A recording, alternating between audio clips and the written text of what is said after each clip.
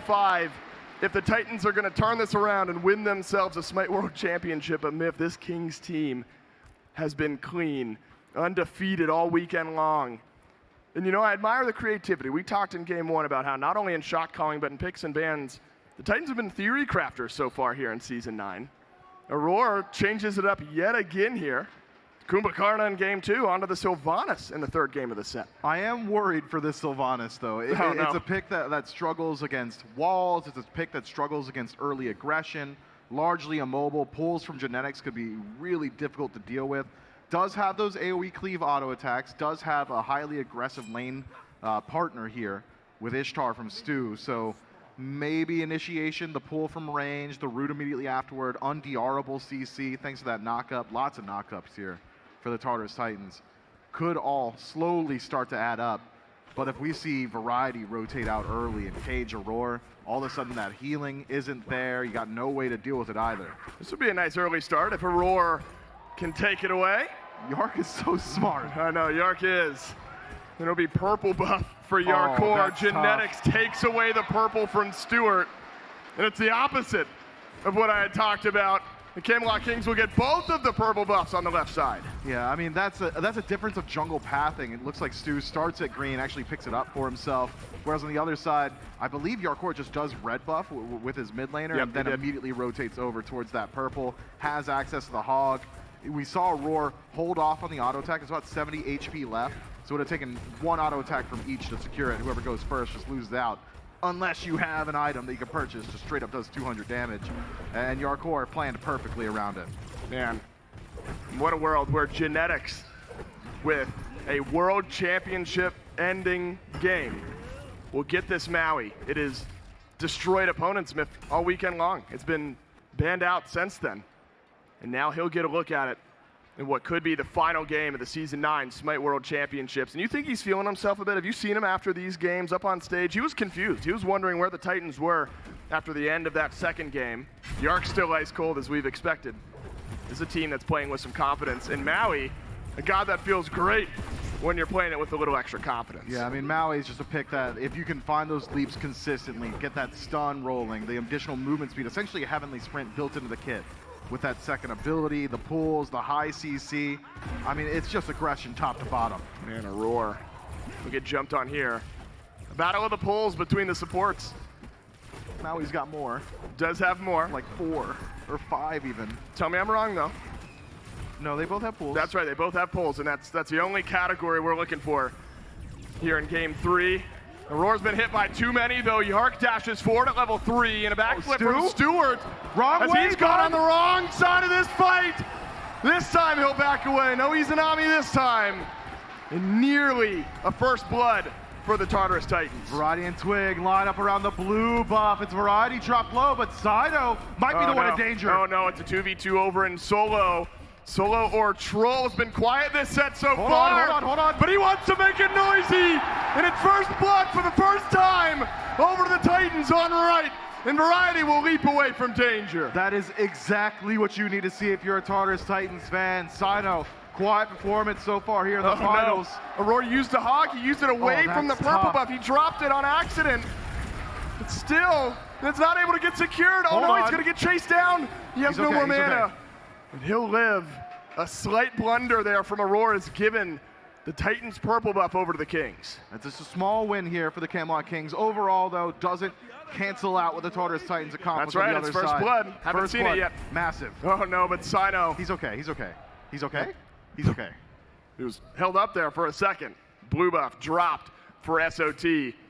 Pele Myth carried a lot of weight coming into this game, and you told me off-cast during picks and bans. On the other side of the jungle, you maybe expected Captain Twig to go to something a bit more comfortable. That might be the Lancelot. SOT, though, so level 5, he's going to have to fight against the Lancelot at the 2v1. Over in the solo lane, and Sot has not backed down. Might need to, though. Captain Twig left running, and my goodness, this Robin in the early goings starting to feel it for SOT. Damage mitigation and healing for this Robin. So difficult to deal with. Those auto attacks giving the HP shield. SOT survives this small encounter. I thought Twig would go back towards this Lancelot. It's a high stakes situation. He's been chasing the hammer for so long. Wants to be comfortable here in such a good spot as well. I mean, top to bottom, the Camelot Kings have got themselves a comfortable composition. The only departure from the norm is variety on this Odin. Haven't seen a whole lot of that from him, but have seen a good deal of Odin so far this event. Has a great matchup against individual members of the Titans. Sino, he's gone mid. Big man Tings, no ult, has used the beads. Is the damage there? Yes, okay. It is. Paul has arrived out of the mid lane as well. And for the first time in 3 games, Titans with the early kills. It's Sino, the difference maker this time. It's just getting active on the map. That Thanatos was a bit slow, but Pele, he seems comfortable running it down everywhere. And now it's SOT. He's playing with confidence too. SOT, he's going to get his ultimate back here shortly. Twig's got his. And Sot, a player that when he starts to feel himself a bit, these are the types of plays he looks to make. Continue to run down your opponents, give up nothing for free. Remember the Robin back during, what was it, full damage mitigation? Oh, that was an awful That was time. Sot. Sot started a lot of that off. And now he'll go back to it in a must-win Game 3. And so a stronghold on the map, though not an experience lead, but a confidence lead potentially for Solo or Troll on the right. Sino will go back to base with a kill and an assist in the back pocket, and a 1-level lead over Twig. Yeah, giving a kill to Paul. That knockup clean. Oh, Tings! no, it's Tings with no beads, and it's Paul and a roar with another out of mid. Knock up into pull combo looks true for the Tartarus Titans. That is not easy to execute on. Big man Tings, no mobility on this Vulcan. Backfire takes you about a half foot. Not enough to escape the clutches of the Tartarus Titans, who are striking early. A similar pace to game 1, but inverse. And now it's the Titans with all the momentum. Can you hear it, Miff? It's hope from the Tartarus Titans fans. They're thinking this game 3, at least at the onset, is a fantastic start. Now, I don't want to dampen that flame, but let's talk about the Kings and some of the turnarounds they've had this weekend. They've gone 3,000-4,000 gold down at times, twice in fact, so far in the semifinals when we saw them play. It's about punishing overextensions. That's what the Tartarus Titans need to limit. Well, we'll see. Could No be an beats. opportunity here. Sino considering a reinitiation, but it's Genetics in first. Tings still does not have beads, but he's got Sino on him. Earthshaker doesn't do enough. Sino does, but it's flipped by Yarkor. And so the Camelot Kings able to trade out 1 for 1. Yarkor, not liking the pace of this game, decides to take things into his own hands. That global presence, massive for him. Able to get involved towards the center of the map. And now potentially a bit more. Stu, you're real far up. He'll dash away. The Genetics was close. It was a landfall used by Genetics in mid. Okay. So counter initiation. You all right there? No, I thought he was going for the pull. You thought Genetics was going to maybe step a bit further forward there.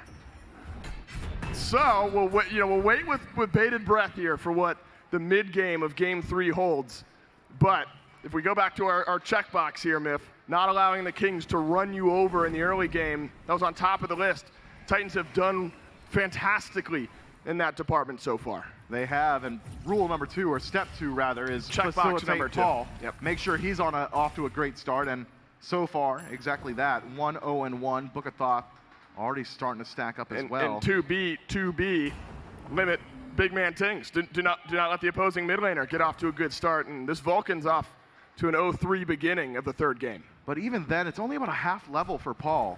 Maybe the kill allocation not perfect for the Tartarus Titans. You'd love a couple to find their way to him. Instead, it's a roar, credit for 1, 2, over to Sino on the other side. I think Sino also a major key here. Just a much different performance. It is like he flipped a switch. It is day and night to games 1 and 2. Sino active on the map, leading Twig around by the nose. We haven't seen Twig actually choose a battle just yet, has just been following Sino and trying to make sure this Pele isn't doing literally whatever she wants, and so far that's exactly what Sino has done. So far it's looked great for the Titans. Though, Miff, you talked about it early, gotta feel like this game reaches a massive shift come team fight time. I mean, Agreed. An Earthshaker from Tings who, by your own admission there, doesn't miss very often. See if Sot and Sino maybe have something for variety here. No, the Odin will be okay. But you've got plenty of grouping opportunities for the Camelot Kings here. You've got an Odin Cage, a Grand Joust, Genetics, of course, with Landfall. Opportunities abound, and a lot of eggs in the big man Tings basket. Yeah, I think so. Variety, great facilitator. You've got the walls from him, that Odin Cage. We'd seen the Tartarus Titans earlier on this weekend essentially just ignore the Odin cage, no Phantom Shell pickup. I doubt that's the case this time around. Aurora's already got Shell. He's already got Shell. Just got to get the right upgrade path, and I think he will. Otherwise, though, it's not just the Odin cage. Good ultimate from Paul to avoid the pullback from Genetics.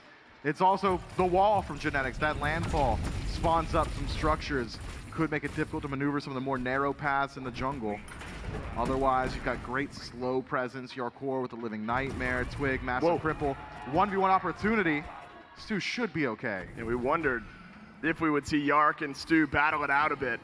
Goodness, Stu lost half of his health on the backside of that trade. Devour's Gauntlet there, so he'll be okay. Maintaining up some of that HP.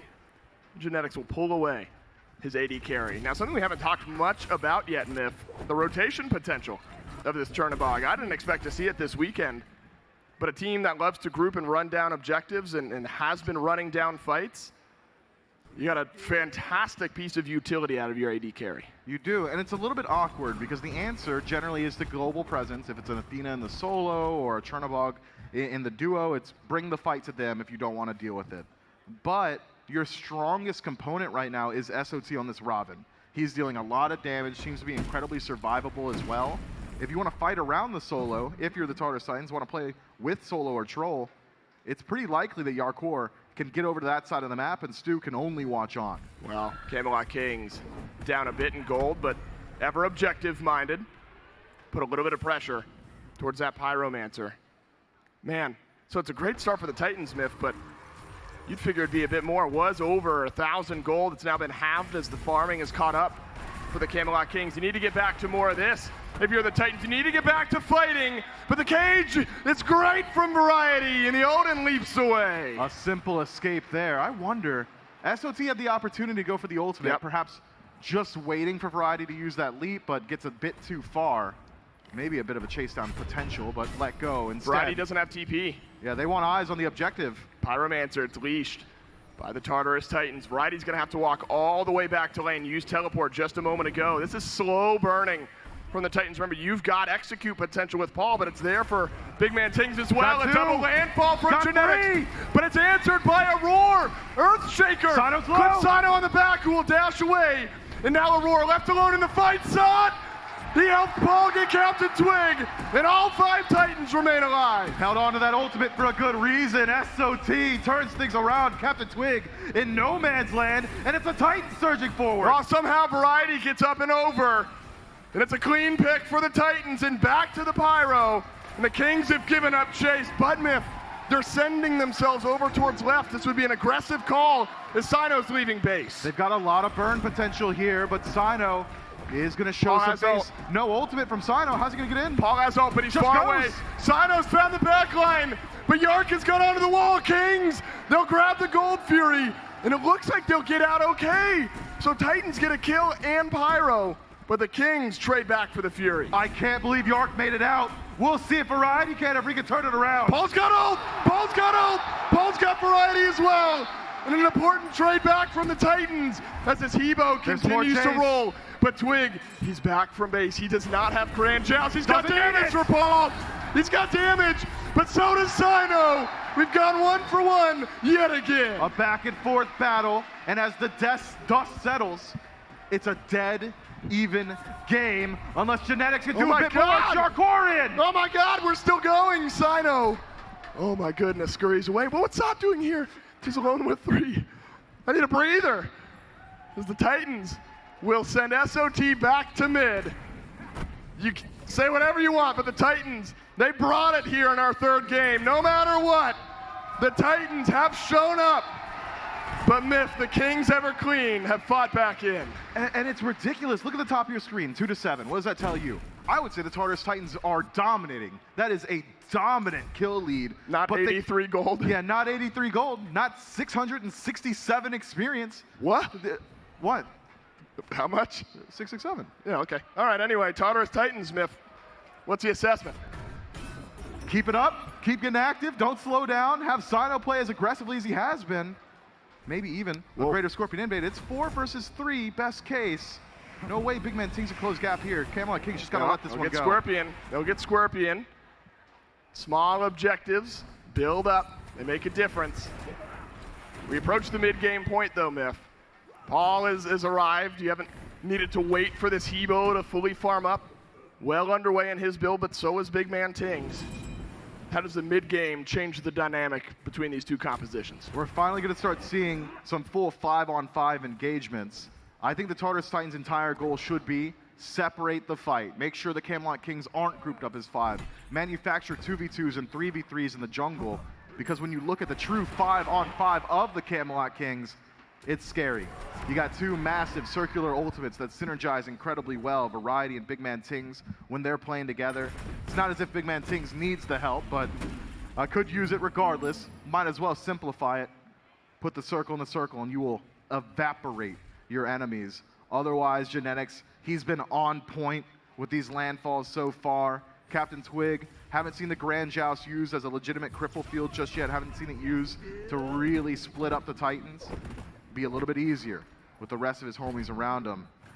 I want to see the Titans really rally around their leads. And right now, there's a 3-in-1s, both Sino and Paul in a very good position. Burst potential certainly there. It's a pick composition for the Tartarus Titans.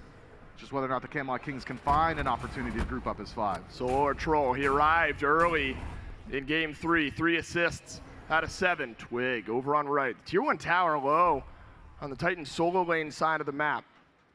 Could be a target eventually for this Camelot Kings team. Variety will leap under the tower, take a little bit of damage, but without Sino immediately there, Variety should be able to scurry away okay. Seems like the type of game if we're now both teams, really the Camelot Kings, you know, they've got a couple games to play with here, even if you drop game 3. You know, you're balanced right there. If you're the Titans, you want to keep going, but there's no objectives to fight over on the map.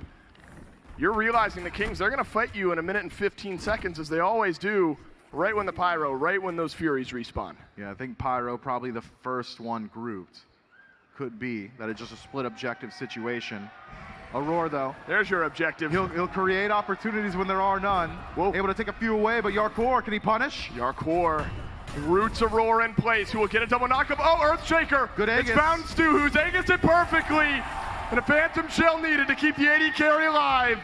But the Camelot Kings, they've trapped the Tartarus Titans. He's low. They've trapped Paul, who a crushing wave away. And Variety's having none of it. Sino standing, but barely. How'd he get just out? walks himself out. Paul post-mortem with the water carpet keeps his jungler alive. But look at the timers. 25 seconds left on this Gold Fury respawn. The Camelot Kings still healthy and nearby. Could look forward, and Genetics, he's paying the favor forward. 2 for 1 for the Camelot Kings. Hardly devastating for the Titans, but does shift momentum ever so slightly back to the Kings, who are up 2-0 here in the grand finals. It'll be a Primal Fury in about 5 seconds. Tartarus Titans can split out with that Pyromancer. Should that be where their eyes go? Variety about to get his ultimate back. Is Sino feeling aggressive in mid? No, he's not. And no immediate grouping around either of the objectives for either team. Yeah, at this point, Odin is not worried about a Pele. The HP shield, the physical defense stack, not threatening on its own. It's a Primal Fury pull from the Tartarus Titans. Nobody's here. This is it. They're just going to trade. It's got to be the Pyromancer, but Aurora's already set up to defend. It's a slightly slow pull, though, around the Pyromancer. Titans are not immediately sending their team to right. And so it is a traded out neutral objective split. Titans happy just to get themselves the Fury. And they'll give Pyro right back to the Kings. What do you think, Myth? We building up to a 20-minute Fire Giant dance where one pull, one grab, one misstep potentially ends this game. Yeah, I mean, it seems to be the case, but I'm not certain which team's going to start that dance. Generally, you have to have an invite. It takes 2 to tango, and if nobody goes there first, it's just going to be farming up, making sure you hit level 20. Which squad feels more confident in their ability to team fight now? Who's hit their power spikes already? I'm looking at both the mid laners. Paul has massive burst potential. This soul gem finished up, giving over a little bit of sustain. Big man Ting's largely in the exact same position. A half item lead there. Relics, though, very good for the Camelot Kings. The Tartarus Titans still reeling a bit from that elongated fight on the left. If the Kings decide to group up on fire, the Tartarus Titans have to respond. You're going to slow down their farm. Yep. Could be worthwhile, but if I know the Kings, They want to play it slow, and they have faith in their own ability at the latest portions of the game. If they could time skip 20 minutes into the future and have this be a 40-minute match, they would. I think it's really just going to be a slow going, wait for the picks. And only one of this composition is built around finding those picks. The Tartarus Titans, if it's not a group fight, I favor them. Now the Titans have given themselves every opportunity here in Game 3. In Games 1 and 2, we were breaking open Phoenixes by the 20-minute mark. It's a team that has not quit. They went 5 games yesterday. They were able to win it. You're going to have to go the distance here against the Kings. Got to start in Game 3. What you're seeing is a bit more confidence, though, from this Titans team. Playing around those carries, allowing Sino to operate, affecting 6 of the 8 kills. This Pele have something a bit more to say about it.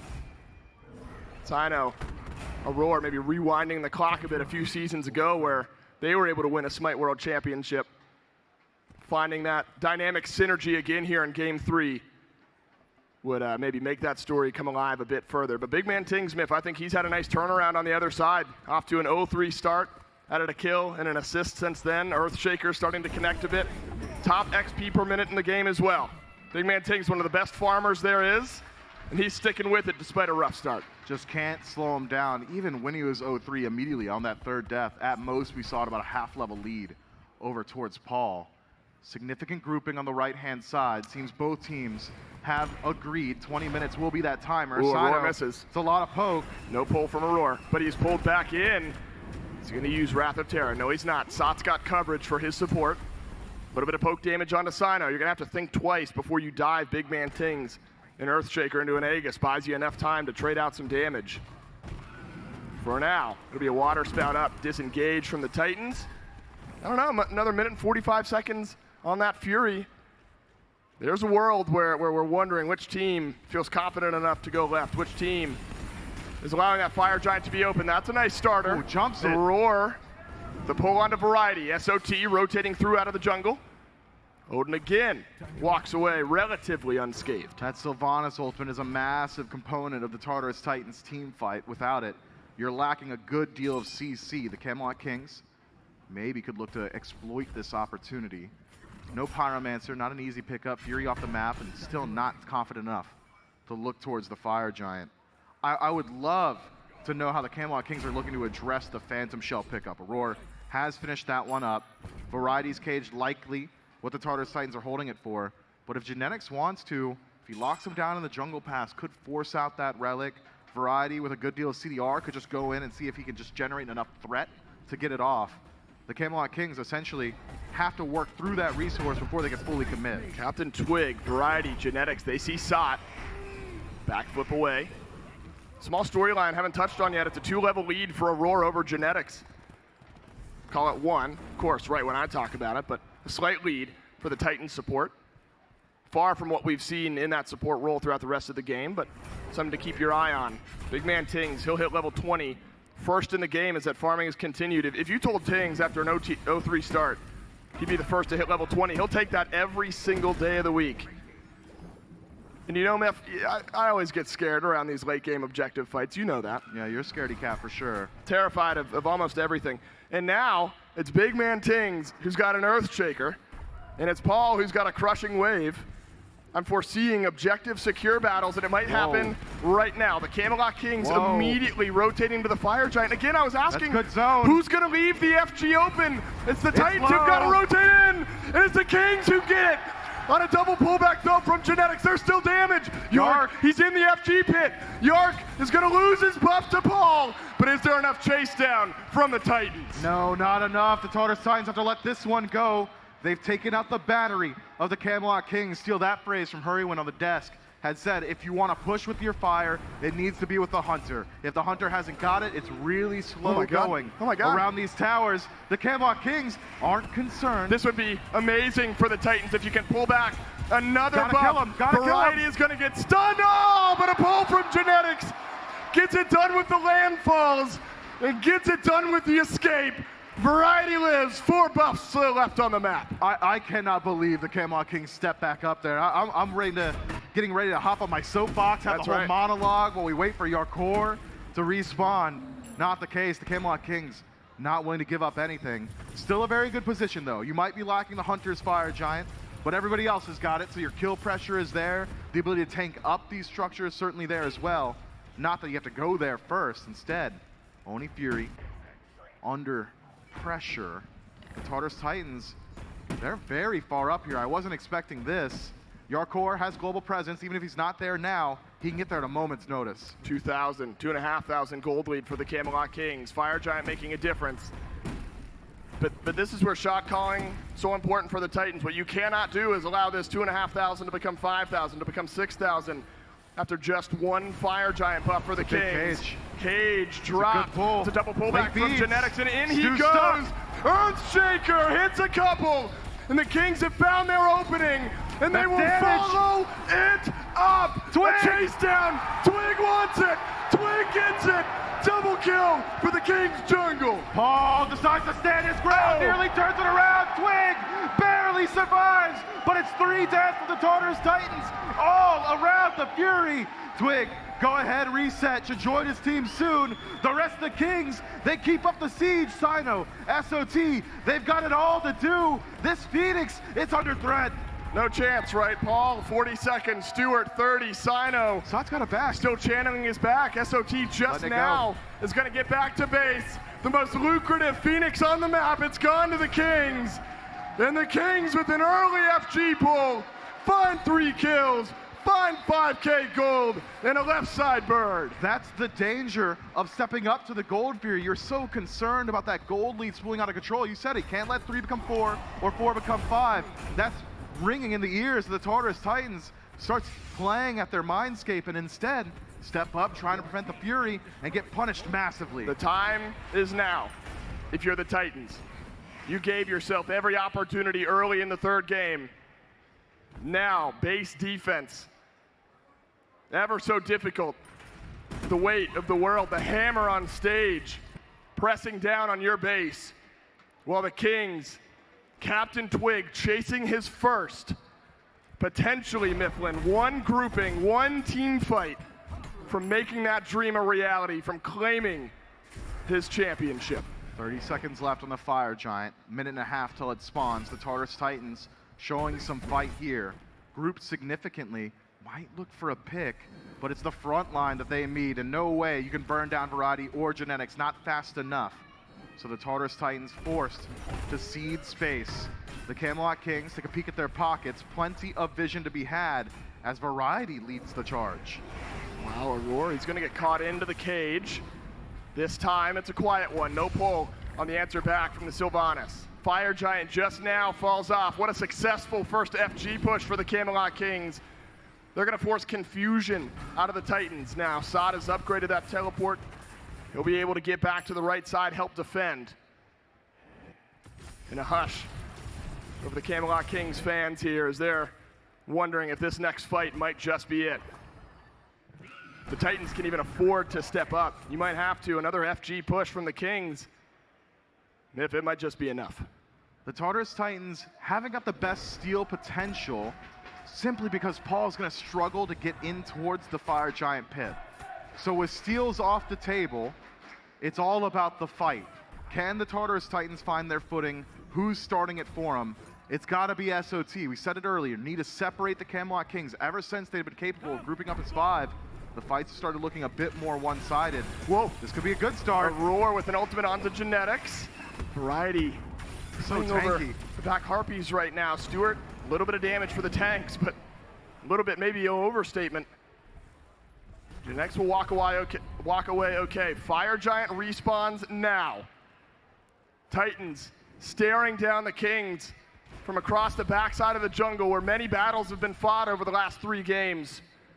And Miff, one more to be fought. Watch out for Genetics. He's made miracle plays happen all weekend long.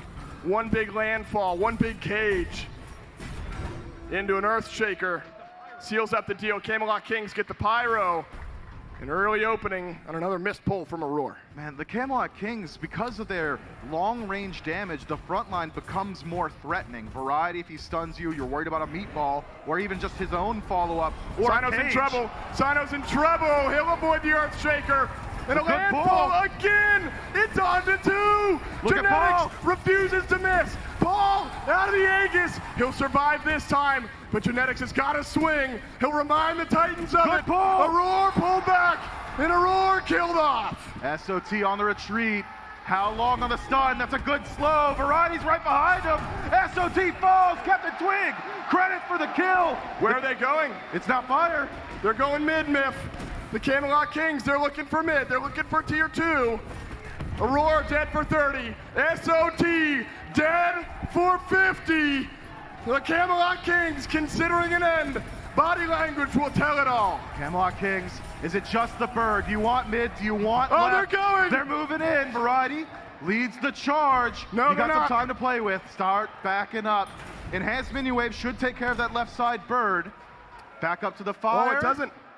Oh, it's alive. It's alive. Left side Phoenix remains alive. What? The Titans aren't getting that wave though. But yeah, the wave's gonna end up. It's gonna take it down. I think it's gonna take it down on the back end. There's not enough. Left side Phoenix ends up dropping. What? And Myth, the Kings have not gone back. Paul! They're baiting out They the just fire. saw him. Paul's in mid. Paul's in mid. Does not have beads. Does not have Aegis. Does not have an AD carry. Big man Tings deletes Paul's 2. dead. Aurora stunned. It's a double kill. The Camelot Kings, they will drop 3 members of the Titans. The Tartarus Titans lose the thread. The Camelot Kings simply by walking to the jungle distract. They've done it. The Camelot Kings, after one more fight, they'll get the ring for Twig. Untouched, unscathed. Bow down to your kings.